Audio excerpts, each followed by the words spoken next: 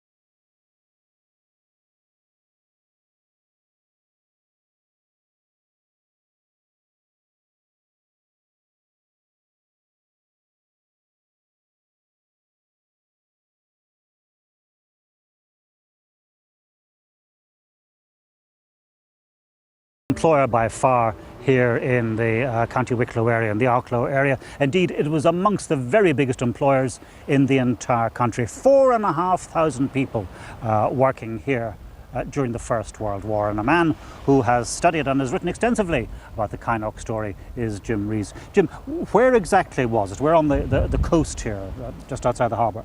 We're on the coast, and that was a very important factor in it sitting up here anyway. It went all the way up the beach here, up the coast as far as you could see, and certainly a mile and a half up the coast. A mile and a half of factory? A mile and a half of a factory. And 90% of Kynoch products had to be exported to coal mines in Britain or down to South Africa, Australia, New Zealand. So it had to have immediate and easy access into the sea, and that's why Arklow was picked. It got set up here in 1895. Within 2 years, you had the Boer War coming out, so they switched over to munitions. And it was the same in the First World War, of course, but highly explosive substances. And moving on to 1917 and Yes. the very big explosion. Yes. There were all sorts of theories about that. There was several possibilities put forward. Sparks, but sparks were out because you mentioned the clogs earlier. There were no metal in the boxes, there was all trennels that were used. But the other one was the interesting one. And this is the possibility put forward that, as you can see here, we're right on the coast, that a German submarine, a U-boat, came in, would only have to be 2,000 yards off, because the U-boats at the time carried a gun on the foredeck, and it would just lob a shell. It had a massive target to aim at, a mile and a half. How could you miss? And so it wasn't going to be a great military attack, but it was a propaganda attack. If they could just lob one shell in, and it would show, oh, we've reached the defences to this munitions factory. And does this remain just a fascinating theory, or is there any evidence to support it? No, there's plenty of evidence to support it. And in fact, there's more evidence to support that than any other theory. 40 years after that explosion, there was a U-boat found in 1958. There was a U-boat reported to be found out on the bank, and over the years I tried investigating it, and every time I'd get some information to support that, I find something else to counteract it. But 10 years ago, when they were building the 7 wind turbines out there on the bank, they had to do a wreck survey of the bank, and at that they did actually find a German U-boat. And did that explosion and attack, if it was an attack, did that explosion destroy the whole plant? No, for years they said, oh yeah, well that explosion actually closed the plant. Well, it didn't. They were back in production within 24 hours. It carried on till the end of the war into 1918, and in November 1918, most of the workers were given their redundancy notices. And the reason for that is, one, World War I came to an end. There was no need for the munitions. But more importantly, Sinn Féin had just won a sweeping victory in the 1918 general election, and they knew that a war of independence was more than likely. The British government were not going to leave a munitions factory anywhere in Ireland, and that was the main reason it was closed, but not because of the explosion.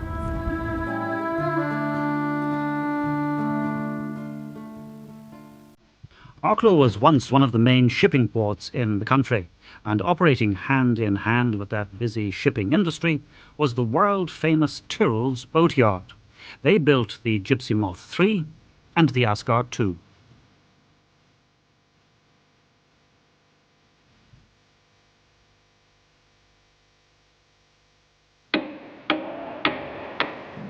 When Noah built the Ark, he used an adze just like this. Building wooden boats is a craft which hasn't changed much with the centuries, but despite similar methods, there are vast differences between one boat and another, and any sailing man will tell you that the words Arklow built guarantee seaworthiness of a special kind. The tradition is carried on by Jack Tyrrell and his sons.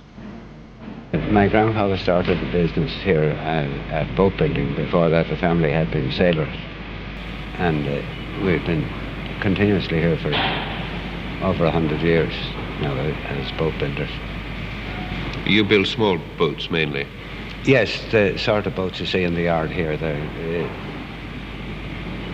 up to the limits of what's required for wooden boats in these days, which is about 70 to 80 feet. After that size, it's usually steel. You don't work in steel? Not yet. We think we will have to develop into it fairly shortly. Tell us about the fishing industry of Arklow, Mr. Tyrrell. The fishing industry has been in existence here for many centuries, and it was of very big proportions towards the end of the 19th century and the early part of this century. Latterly, in the last 20 or 30 years, there's been a decline in the local fishing for many reasons.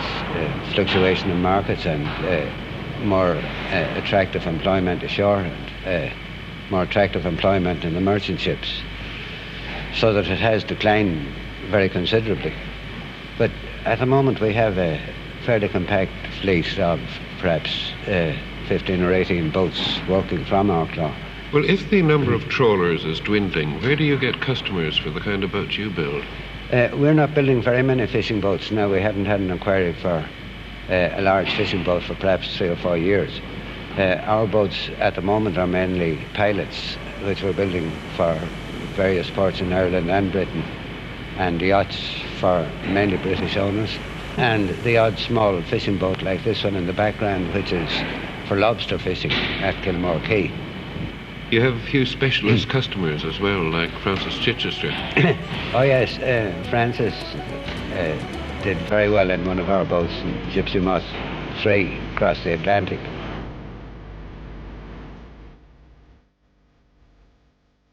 Well, that was all back in the mid-60s, and sadly the great and indeed famous boat builder Jack Tyrrell is no longer with us. But we've come along to the Arklow Maritime Museum at the Bridgewater shopping centre, where models and indeed photographs of various boats built by the Tyrrell family down through the years, they're on display here. And we're joined by Jack's son, Jimmy. Jimmy, when did the boat building all begin for your family? It began in 1864, when my great-grandfather started a yard here in Arklow. It continued in the 1800s, building fishing boats then schooners, small cargo vessels, and some specialised craft.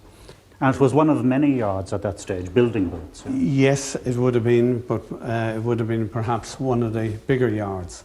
So you were building quite considerable ships out of wood? Yes, and all that wood was sourced locally here in County Wicklow. How many people would you have been employing in its heyday? Well, the time we were building Asgard 2, we would have had mid-50s in employment, all very skilled men. The shipwrights or the craftsmen for the wooden boats.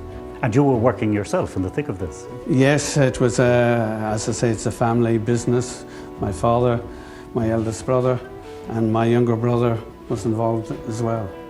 And if the day ever dawned when the Asgard, which of course foundered, the Asgard 2 foundered, if the day ever dawned when the government was going to replace that, could it be made in Arklow? Yes, indeed. And I think the people of Arklow would be only delighted to see a replacement. And why was all that lost? Why did your yard close down eventually? Well, the demand in the late 80s and 90s for wooden boats just wasn't there. Fiberglass had taken over on the leisure side, fiberglass and composite of various kinds. So a lot of the yachts, which we used to build, as you say, they were individually crafted. Now you went and you had a particular class of boat, and you know, with so many feet long or whatever. And your family didn't move into steel and glass fibre? No, we didn't. But another branch of the Tyrrell family, cousins in fact, did make that transition out of timber into building boats out of steel, aluminium and so on. And they continue to run a shipyard here in Arklow today. And Billy Tyrrell, you're the 5th generation of your family to be in this business. That's right, Michael. We continue a proud tradition, having originally started in timber boat building, then we progressed to steel boat building, and today we're building aluminium craft. And it was your dad who made that transition into steel? It was. In 1970, he set up this new shipyard on the North Quay here in Arklow, and today it's pure aluminium craft for the UK market. And was it that move into metals that saved your business, really? It was really, Michael, because at that stage timber boat building was in decline. People on trawlers were having to go further afield into heavier weathers and with larger equipment to catch more fish to make it economically viable. On the marine side, we sought to diversify into aluminium service craft for the UK industry, and we've been successful recently with 20-metre build, which we've just commenced. And will that secure your future?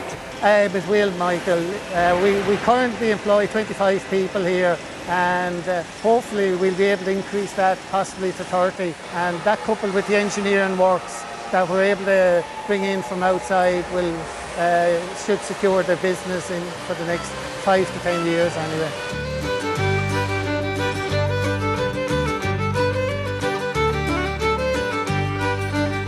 In the very different Ireland of the 1930s, Arklow pottery was set up in the town. And in the early days, it was in fact very successful and provided great employment in Arklow. Before we came here, of course, there was a very large munitions factory, which after the First World War was discontinued, and the fishing industry at that time was not so very good. So we came along in the 30s as an industry here was established with the goodwill of a lot of Irish investors who are in this industry, and by the foresight of a number of quite keen businessmen, and of course, last but not least, the skill in which and the speed with which workers were able to pick up this very old traditional industry. Remember that in places in England and on the continent, this is an industry that goes back over numbers of years, hundreds of years, and we've picked it up over a period of, I suppose, about 30 years. And even though I say it myself, I think we are producing as good as you'll find anywhere. This, of course, has meant a very big development for industry. Since that date, there are many, many other industries. Perhaps the most recent, of course, is this large complex, the nitrogen factory, which has brought quite a lot of work to the town, and is something that we were all very, very, very glad to see. But that's not forgetting the number of other good ones that are in the town, even at the present time. It has brought a lot of problems, of course, as well. It's brought problems concerned with finding and educating workers, but one finds that the average Arklow man is a good, practical sort of honest-to-God type of worker who tackles into a job, he gets the job done, he learns it rapidly. That's our experience here in the pottery.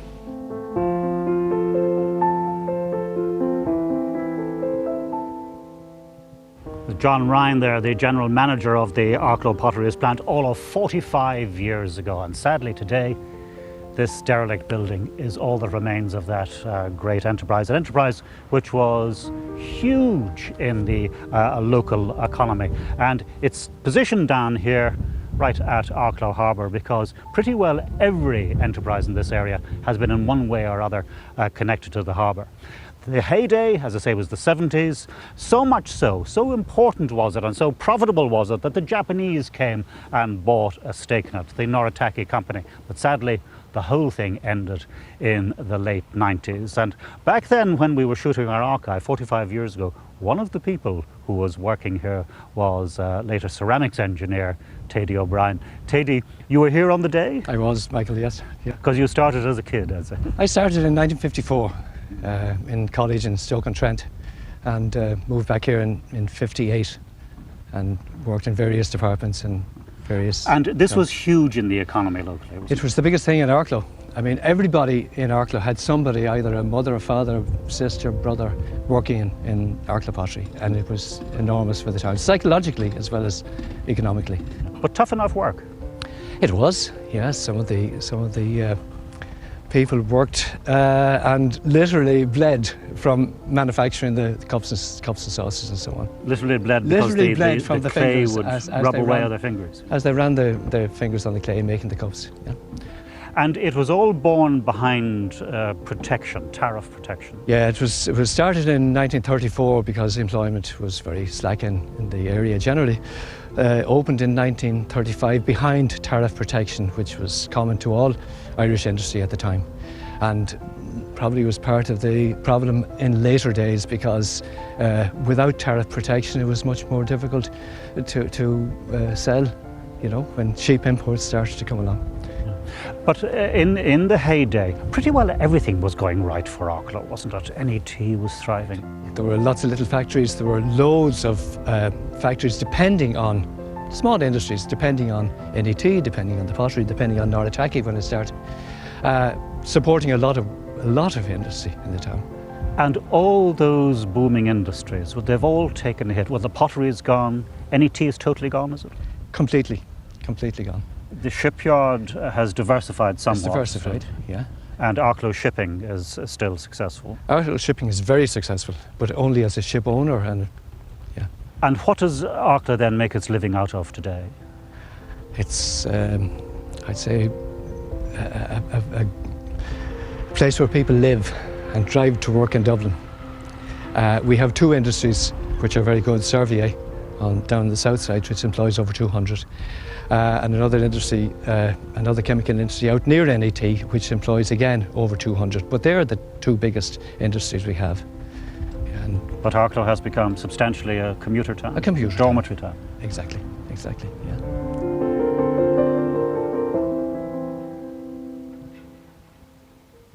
Now, you're never far from the sea in Arklow, and earlier we heard of the Tyrrell boat building companies and tradition, but Arklow is also home to one of the country's biggest ship owning and ship operating companies, and it's run by James Tyrrell. So James, obviously the name Tyrrell is synonymous with Arklow and with shipping. How did the present modern company come to be formed? 3 ship owners are on the wall behind me and they gave me a job in 1966. These would be your uncles and? Uncles, Sheila's father, my father and an uncle. They had 7 ships, old ships, 300 tonners, and they gave me a job in '66 to manage, to stop them competing with each other and being picked off, and it's grown since then. And how important is Arklow itself to you? You're headquartered here. The base is here. It's a historical base. I'm asked the question, why don't we move to Rotterdam, Hamburg, London, and that's the next generation's problem. I'm not moving. But you have plans to expand your fleet? Yes, we've 10 or 11 ships being built at the moment in Spain, Holland and Korea. But to the layman's eye, your fleet looks young, but you obviously have to keep updating, changing. It is. We would have one of the youngest fleets in Europe, and you have to keep. You're on the treadmill. You have to keep on the treadmill. And with 40 plus ships, where does that position you within Ireland, big or small, within Ireland or Europe? There's nobody in Ireland with the number of ships. In Europe, we would be still minnows for, there's 3 or 4 very large companies in our trade. But Arklow is a unique brand for us. The ships are green. We're trying to make them greener, and that's the way we sell the business. And we're known, we've good ships, good crew, and we deliver what we're asked to do. And the fact that you're still positioned in Arklow, albeit for reasons of tradition maybe, or emotion for that matter, what's the spin-off for Arklow Town? You'd have a staff here? We've about 30 in the office here. That would be the main spin-off, I would think. And they all live within a very short distance, if not in the town, within a short mileage of the town. That's the major spin-off place. The next generation, my son James has come home from Hamburg and London to take on the reins eventually, and the only argument is when I'm kicked out and when he stays in, and that's it. So Tyrrell's will continue into the future. What would your hope be for the company for the future? Survival and enjoyment. You've obviously enjoyed it and made a heck of a go of it. I've very much enjoyed it, but I've been a lucky person all my life.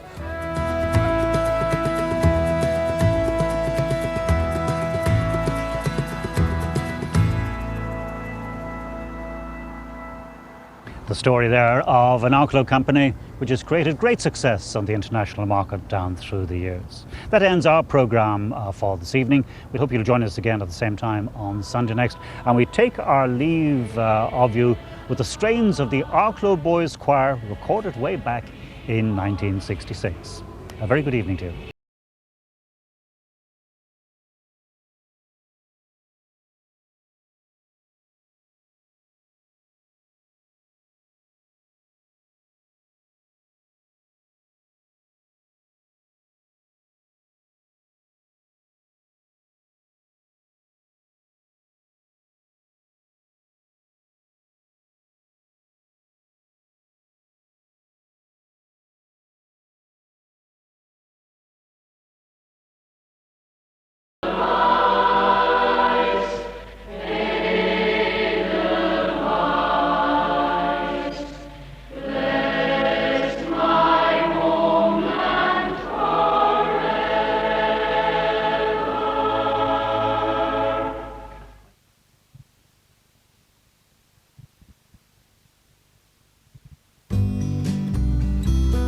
There where you need us. Gala, your local market. Countrywide.